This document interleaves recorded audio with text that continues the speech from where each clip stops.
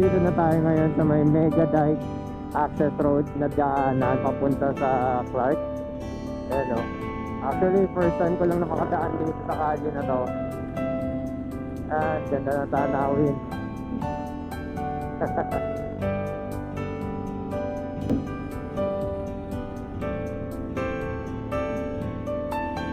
Ganda talaga ng Pilipinas.